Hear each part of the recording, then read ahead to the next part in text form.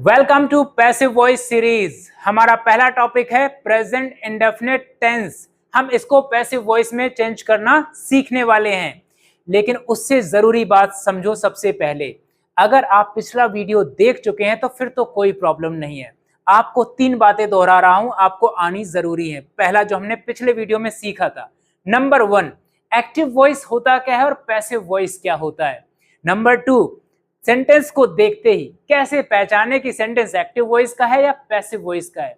Number 3 जो सबसे ज्यादा जरूरी है, इंग्लिश बोलते हुए आपको डिसाइड करना है कि आपको सेंटेंस एक्टिव वॉइस बनाना है या पैसिव वॉइस। ये दोनों ही जरूरी होते हैं। क्योंकि आप पिछला वीडियो देख चुके हैं तो ये क्लैरिटी आपको अच्छे से होगी। मैंने ये उनके लिए बोला है जिन्होंने अभी ये नहीं देखा है या उनको नहीं पता है। चलिए आज के अपने टॉपिक को शुरू करते हैं। हम सबसे पहले समझेंगे कन्वर्जन को, कि कोई एक्टिव जब पैसिव में जाएगा, मीनिंग हम प्रेजेंट इंडेफिनिट की ही बात कर रहे हैं, तो हमें किन बातों का ध्यान रखना है।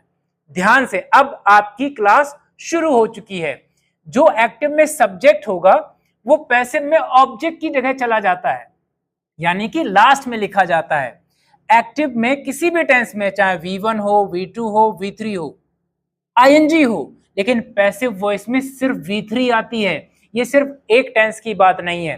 अब यहां से एक और बात समझ जाओ कि प्रेजेंट इंडेफिनिट में V1 भी आता है और V3 भी आता है।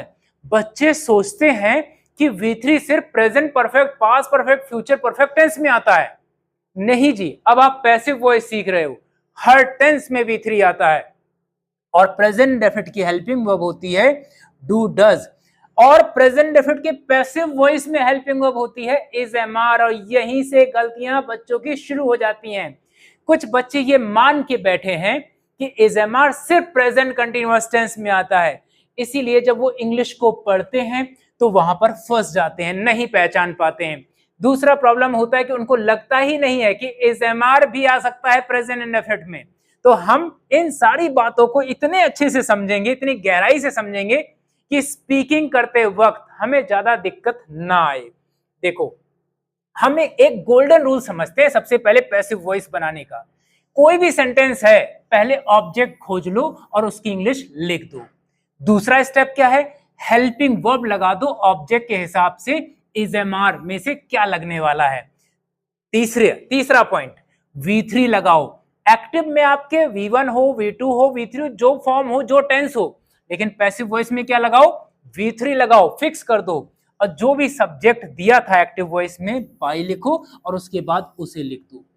ये हो गया आपका गोल्डन रूल, और यहीं से आपकी आधी परेशानियां खत्म हो जाती हैं। आगे बढ़ोगे आप, अब आपको सारी चीजें इतनी आसान लगने वाली हैं, यहां तक कि आप सेंटेंस बोल भी पाओगे। देखिए कैसे, एक एग्जांपल देखो पहले, राहुल कट्स अ केक। राहुल कट्स अ केक, ये एक्टिव वॉइस है। पैसिव वॉइस का रूल क्या था कि ऑब्जेक्ट को सब्जेक्ट की जगह लिख दें या सब्जेक्ट बना दें। अब ये ऑब्जेक्ट था एक्टिव वॉइस का, लेकिन पैसिव वॉइस में सब्जेक्ट की जगह आ रहा है। यही खास बात है पैसिव वॉइस की। अब ऑब्जेक्ट के हिसाब से इज, एम, आर लगाएं, क्योंकि पैसिव वॉइस के प्रेजेंट इंडेफिनिट में इज, एम, आर आता है। इस बात को हमें ध्यान रखना है। तो क्योंकि केक एक है तो इज आएगा। अब वर्ब का थर्ड फॉर्म लगाएं, cut. By the way, cut, cut, cut, तीनों फॉर्म कट ही होते हैं, तो ये थर्ड फॉर्म लिखा गया है। जो सब्जेक्ट यहां पर आ रहा था, पहले मैंने बाय लिखा, फिर सब्जेक्ट को लिख दिया। हमारा एक्टिव वॉइस पैसिव वॉइस में ट्रांसलेट हो गया है।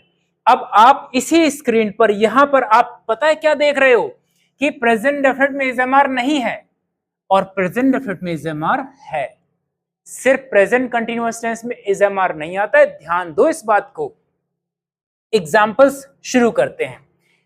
थोड़ा सा हल्का सा रिवीजन देख लो। एक्टिव वॉइस हम सेंटेंस कब बनाते हैं, जब मेरा फोकस कर्ता पे होता है कि काम कौन कर रहा है, यानी कि मेरा फोकस बच्चों पर है। बच्चे क्रिकेट खेलते हैं, हमारा फोकस क्या है, बच्चों पे। यही एक्टिव वॉइस की खास बात है। अगर मेरा फोकस बच्चे नहीं है, क्रिकेट है, तो हमारा सेंटेंस पैसिव वॉइस ही बनेगा। क्रिकेट बच्चों द्वारा खेला जाता है, मीनिंग अब मेरे लिए यहां पर ऑब्जेक्ट ज्यादा इंपॉर्टेंट है। और किसी भी एक्टिव सेंटेंस को पैसिव में कैसे ले जाते हैं, बस आप ऑब्जेक्ट को पहले लिखो, जो करता आ रहा है उसको बस द्वारा के द्वारा जोड़ दो, आप पैसिव वॉइस में चले जाते हैं। और दोनों की अपनी अहमियत है, ठीक है। अब देखो इसकी एक्टिव आप सीख चुके हो, तो हम आपको डायरेक्टली बना के बता देते हैं। द चिल्ड्रन प्ले क्रिकेट, बच्चे क्रिकेट खेलते हैं। जो इंग्लिश को अच्छे से जानते हैं उनको पता है ये एक्टिव सेंटेंस बन गया है। लेकिन पैसिव वॉइस, सबसे पहले तो ऑब्जेक्ट आएगा, तो लिख देते हैं क्या आएगा सबसे पहले, द क्रिकेट। सबसे पहले क्या आएगा, देखो एक एक शब्द लिखेंगे और आपको आगे आगे बताना है। अब देखो पैसिव वॉइस का स्ट्रक्चर यहाँ पे लिखा हुआ है, एक्टिव वॉइस का स्ट्रक्चर यहाँ पर लिखा हुआ है। तो एक्टिव वॉइस तो आपको आता है, बनाना तो पैसिव है। तो द क्रिकेट एक गेम है, और एक के लिए इजएमआर में से क्या आता है, देखो जिन बच्चों को थोड़ी भी प्रॉब्लम होती है सब लिखा है, ही शी इट सिंगुलर के साथ में प्रेजेंट डेफिनेट में डू डज आएगा और सिंगुलर में इज आएगा। यहाँ पर देखो यू वी दे के साथ में डू आता है और आर आएगा, आई के साथ एम है और आई के साथ डू है। तो यहाँ ये एक सिंगुलर नाउन है, तो क्या लगा देंगे हम इसमें से, इज लगाएंगे। क्या लगाएंगे, इज, क्रिकेट इज। अब यहाँ ध्यान दो, इधर फर्स्ट फॉर्म क्या लिखा है, फर्स्ट फॉर्म। और पैसिव वॉइस क्या कहता है, V3, तो लिख देंगे ना हम V3, हमें V3 आता है, प्लेड। अब किसके द्वारा खेला जाता है, बच्चों के द्वारा। तो ये जो यहाँ पर करता है ये चला जाएगा लास्ट में, बाई लगेगा, फिर लगेगा द, इसके बाद क्या आ जाएगा, चिल्ड्रन आ जाएगा। क्या आएगा, चिल्ड्रन लिखा जाएगा। तो बन गया the cricket is played by the children. इस तरह से हमारा पैसिव वॉइस सेंटेंस बनता है। अब आप इसको समझो, दुकानदार फल बेचता है, एक्टिव है। पैसिव कैसे बनाया गया, देखो जरा पैसिव कैसे बनाए, कि फल दुकानदार द्वारा बेचे जाते हैं। मीनिंग यहां पर दुकानदार इंपॉर्टेंट है और इसमें क्या इंपॉर्टेंट है, फल। इसको भी समझते जाओ। कुछ बच्चे सोचते हैं पैसिव बनाना सीख रहे हैं, नहीं जी, स्पोकन इंग्लिश में भी ऐसे सेंटेंस बोले जाते हैं। क्यों, क्योंकि आपको पता है इस सेंटेंस में मेरे लिए दुकानदार जरूरी है और इस सेंटेंस में मैं फलों को हाईलाइट कर रहा हूं, इसीलिए आपको इमेज के थ्रू समझा रहा हूं कि आपको रियल लाइफ में कुछ समझ में आए। देखो, द शॉपकीपर सेल्स फ्रूट्स, बन गया सेंटेंस हमारा। अब मुझे पैसिव वॉइस बनाना है। अब यहीं पर समझो, सबसे पहले ऑब्जेक्ट को क्या करेंगे हम, सब्जेक्ट की जगह लिखेंगे, और फ्रूट्स कई सारे हैं तो इसमें से क्या आएगा, आर आएगा। चलो बना देते हैं। सबसे पहले क्या आ गया, द, क्या लिखेंगे हम, फ्रूट्स। अब इसके बाद हेल्पिंग ऑफ क्या है, आर। अब सबसे जरूरी बात, यहां पर क्या लिखा है, सेल्स, सेल्स लिखा है, लेकिन हमें क्या चाहिए, V3 चाहिए। यस, इसका मतलब सेल का थर्ड फॉर्म चाहिए। तो सेल का थर्ड फॉर्म क्या होता है, सोल्ड। अब वो बच्चे ध्यान दें, अगर आपको वर्ब्स के फॉर्म में दिक्कत है तो आप पैसिव वॉइस में कई जगह फंसेंगे। मामला 4 सेंटेंस बोलने का नहीं है, मामला ये है कि जितनी भी आप इंग्लिश बोलना चाहते हो, फॉर्म की वजह से ना अटको। वर्ब्स के फॉर्म बहुत अच्छे से आने चाहिए आपको। इसके बाद बचा क्या, सब्जेक्ट। तो हम बाद में क्या लिखेंगे, बाई द शॉपकीपर। क्या लिखेंगे, बाई द शॉपकीपर। लो बन गया, शॉपकीपर बन गया। आपको बस इसी कॉन्सेप्ट को बड़े ध्यान से समझना है और बनाते चले जाना है।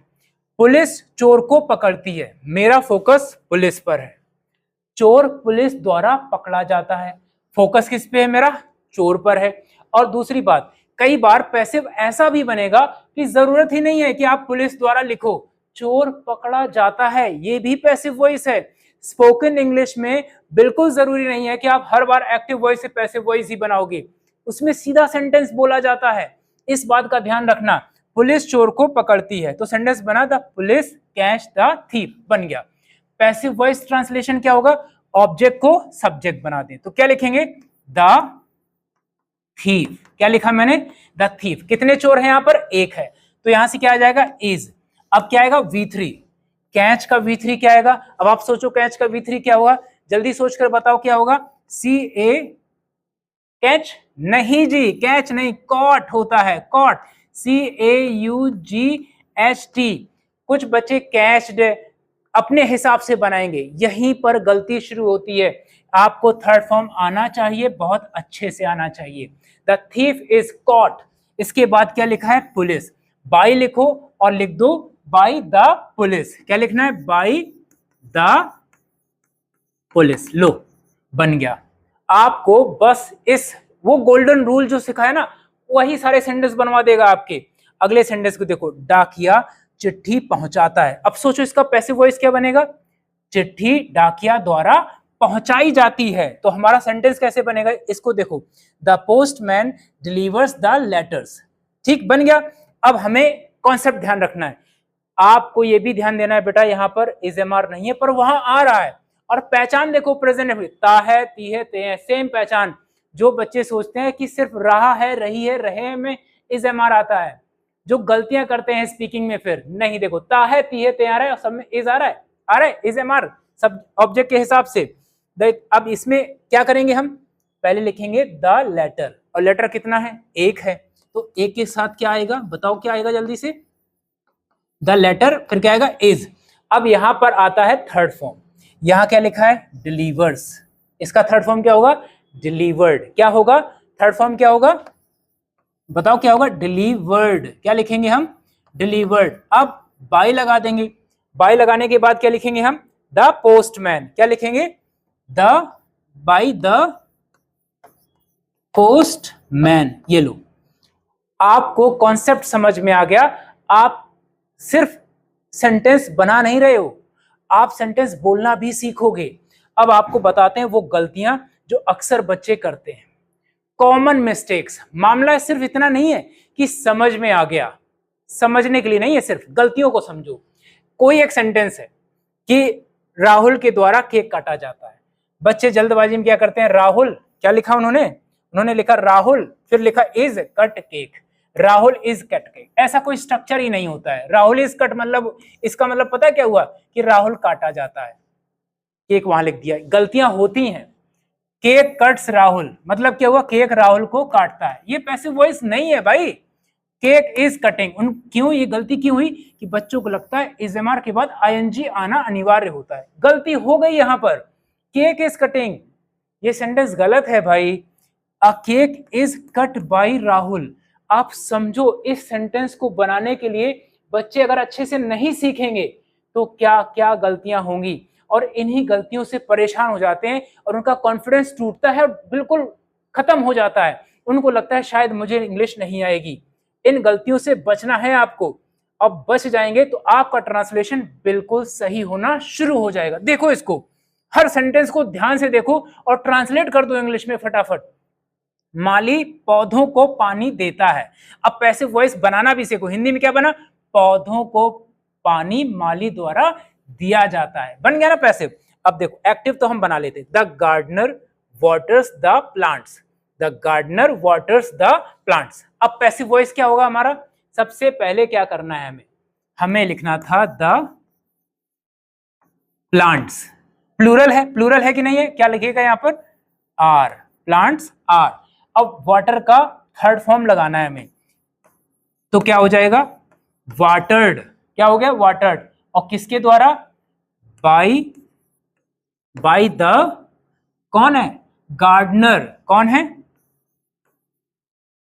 गार्डनर। लो बन गया, the plants are watered by the gardener.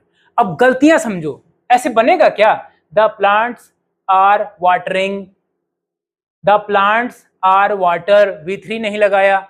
जल्दबाजी में, कम प्रैक्टिस में गलतियां होती हैं। बच्चा एक बार पढ़े, अच्छे से पढ़े तो गलतियां नहीं होंगी। इसको देखो, डॉक्टर मरीज का इलाज करता है, डॉक्टर मरीज का इलाज करता है। और पैसिव वॉइस, मरीज का इलाज डॉक्टर द्वारा किया जाता है। हमारे इस सेंटेंस में डॉक्टर फोकस है और इस सेंटेंस में मरीज फोकस है, और दोनों सेंटेंस जरूरी हैं स्पोकन के हिसाब से।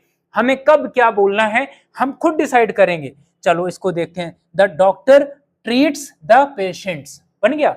अब आपको आइडिया लग गया होगा। चलो बना के दिखाओ, आप बना के दिखाओ, जल्दी से बोलो, जल्दी से बोलो। मैं लिखता हूं लेकिन आप आगे आगे बोलो।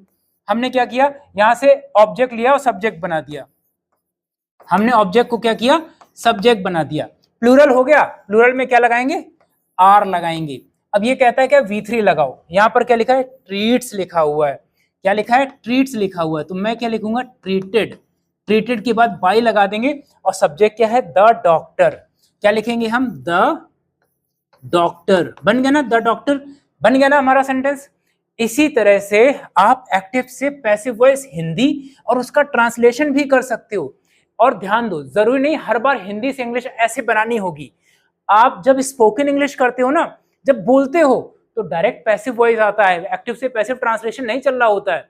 आप डायरेक्टली, आपको जो मर्जी आए, आपको बोलना है ये सेंटेंस तो आप ये बोलें जल्दी से, आपको पैसिव वॉइस बनाना है तो ये जल्दी से बोलें, दोनों ही सेंटेंस फटाफट आने चाहिए। बच्चे पेड़ लगाते हैं, उसको पढ़ो, पेड़ बच्चों द्वारा लगाए जाते हैं। The children plant trees. अब हमें क्या करना है, ट्रीज को पहले लिखना है ना, तो क्या लिखेंगे, द ट्रीज। क्या लिखा मैंने, द ट्रीज। इसके बाद क्या आएगा, प्लूरल है तो क्या आएगा, आर। अब ये लिखा है प्लांट, V3 बनेगा ना V3, तो क्या बनेगा, प्लांटेड। प्लांटेड के बाद क्या आएगा, बाई। बाई के बाद ये क्या लिखेंगे, द चिल्ड्रन। क्या लिखेंगे, द चिल्ड्रन। आप बना सकते हैं ना। अब बताओ कॉन्फिडेंस आ रहा है कि नहीं आ रहा है, बना सकते हैं। कितने आसान है सेंटेंस। किसान गेहूं उगाता है। ध्यान देना बेटा, मामला दो सेंटेंस का नहीं है कि आपको दो सेंटेंस बनाने आ गए, आपने कॉन्फिडेंस फील किया। ये जैसे उगाना मीनिंग आ गया, उगाने का अब इंग्लिश नहीं आ रहा है और इसका थर्ड फॉर्म नहीं आ रहा है। हम पहले सारी प्रैक्टिस करवा चुके हैं, वर्ब के फॉर्म बनाना भी सिखा चुके हैं, हम मीनिंग भी कई सारे सिखा चुके हैं, तो आपको ये आना चाहिए। The farmer grows wheat. Wheat मतलब क्या हो गया, गेहूं। द फार्मर ग्रोज व्हीट, ये एक्टिव वॉइस है।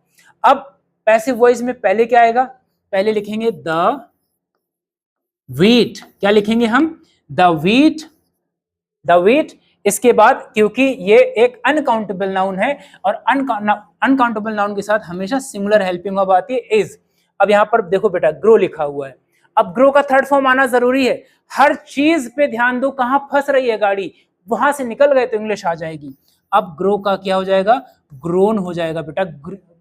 ग्रोड वगैरह ऐसे लिखेंगे तो गलत हो जाएगा। और किसके द्वारा, बाई द फार्मर। क्या लिखेंगे, बाई द फार्मर। ये लो, बन गया आपका पैसिव वॉइस सेंटेंस।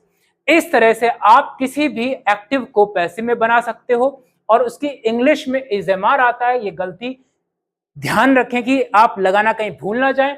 और V3 आता है। एक और चीज आपको बता देता हूं जो आपको ध्यान देनी है, जो अक्सर बच्चे मिस कर देते हैं, जो कि बहुत इंपॉर्टेंट है। देखो क्या, अगर मैं इस एक्टिव सेंटेंस में पेड़ ही ना लिखूं, बच्चे लगाते हैं, तो पैसिव वॉइस इसका आप नहीं बना सकते हो, क्योंकि पैसिव वॉइस की शुरुआत कहां से होती है, ऑब्जेक्ट से। तो आपके एक्टिव से अगर पैसिव बना रहे हो तो यहां पर ऑब्जेक्ट होना अनिवार्य है। इस बात को दिमाग में सेट कर लो। बच्चे गलती करते हैं, मैंने कहा राहुल केक काटता है, अब मैंने लिखा सिर्फ राहुल काटता है, तो आप इसका पैसिव वैसे नहीं लिख सकते हो, काटा जाता है। भाई जैसे हम एक्टिव बनाते हैं तो कर्ता पहले सोचते हैं, उसी तरह से पैसिव बनाएंगे तो ऑब्जेक्ट होना भी जरूरी है। ध्यान रखो, नहीं तो बहुत सारी गलतियां होने लग जाएंगी और मैं नहीं चाहता हूं कि आपसे ऐसी गलतियां हो। ये रही आपके लिए एक्सरसाइज। विश्वास करो, अगर आपने एक्सरसाइज कर ली तो आप अभी यकीन कर लोगे कि आपके प्रेजेंट इंडेफिनिट टेंस का पैसिव वॉइस स्ट्रांग हो गया है।